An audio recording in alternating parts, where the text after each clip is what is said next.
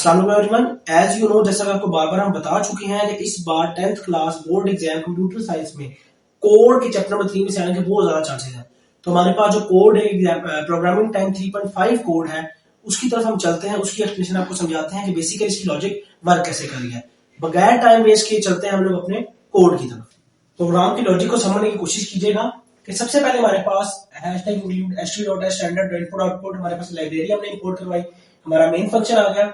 इसके बाद हमने इंटीजर के हमारे पास इंट की कितनी वैल्यूज 1 2 3 वैल्यूज के लिए हमने क्या किया है, 3 ऐसे मेमोरी में वेरिएबल बना दिए हैं।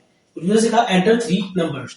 अब उसे 3 नंबर हम लोग इन करवा लिए हैं। परसेंटेज डी इसलिए यूज हुआ क्योंकि हमारे पास वैल्यू किसकी है, इंटीजर की। एम्परसेंड हमारे पास याद रखिएगा एक इंपॉर्टेंट एमसीक्यू भी है कि एम्परसेंड हमारे पास एड्रेस स्टोरेज का काम करता है। यानी n1 का भी एक एड्रेस है, n2 का मेमोरी में एड्रेस है, n3 का भी मेमोरी में एड्रेस है। तो उनके एड्रेसेस पे वैल्यूज को स्टोर करना। हम लोग एज्यूम करके चलते हैं कि यूजर ने यहाँ पर 3 एंटर किया होगा, यहाँ पर 5 और यहाँ पर 7 एंटर किया होगा। n1 में हमारे पास 3, 2 में 5 और n3 में हमारे पास 7 वैल्यू एंटर की है। उसने कहा इफ अगर n1 greater than n2 and हमारे पास एंड लॉजिकल ऑपरेटर है जो ट्रू कब होता है, जो हमारे पास बोथ ऑपरेंड्स ट्रू होते हैं, यानी जब दोनों साइड ट्रू होंगी तभी ये क्या होगा, ट्रू होगा।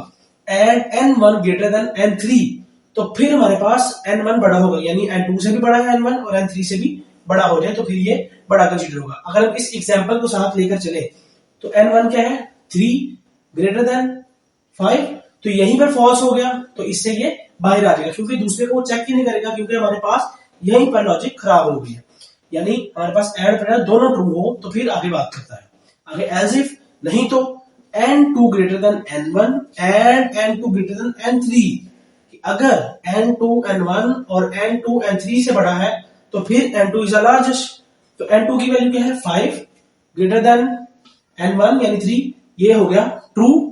एंड ऑपरेटर यानी बोथ ट्रू होना जरूरी है कि n2 greater than n3, n2 तो 5 है और ये है 7, तो यहां पर हो गया फॉल्स, तो यहां से भी बाहर आ गए। और लास्ट में एल्स, अगर ये दोनों बातें नहीं ठीक तो ऑब्वियसली अगर दो नंबर नहीं ठीक तो तीसरा ही लार्जेस्ट होगा, तो तीसरे को वो लार्जेस्ट कंसीडर कर लेगा। तो ये थी हमारी आज की वीडियो और ये बहुत इंपॉर्टेंट एक कोड था। अगर आपको हमारी वीडियो समझ आई तो हमारे चैनल को जरूर सब्सक्राइब करें। Thank you very much.